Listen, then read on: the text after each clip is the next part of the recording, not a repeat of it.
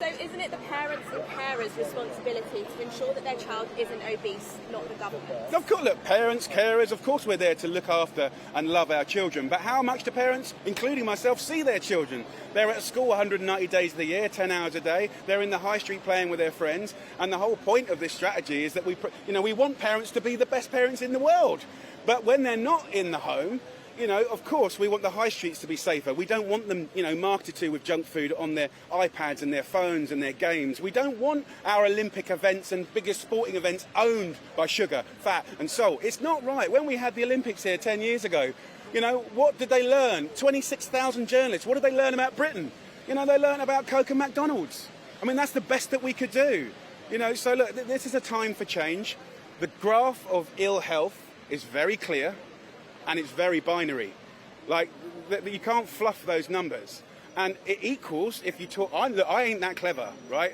Honestly, if you go and talk to an economist and say, is that good for UK PLC? No. Is it good for productivity and innovation? No. Is it good morally? No.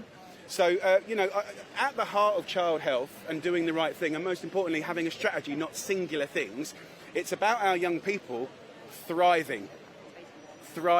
It's about, the levelling up gap is about the theory that any kid can do anything in this country. Like, if you put your work in, if you graft, theoretically, the sky's the limit, but that's not true.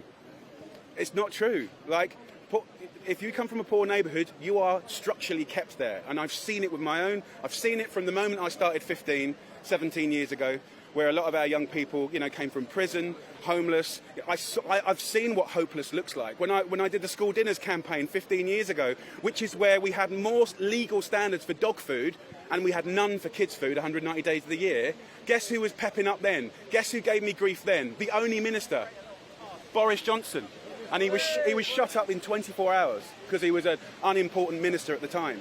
Like, this man hasn't had a precedent of caring about people, whether they're vulnerable or not, poor or not. So, I was hoping that his near scrape with death and his recent fatherhood might inspire him to feel this differently.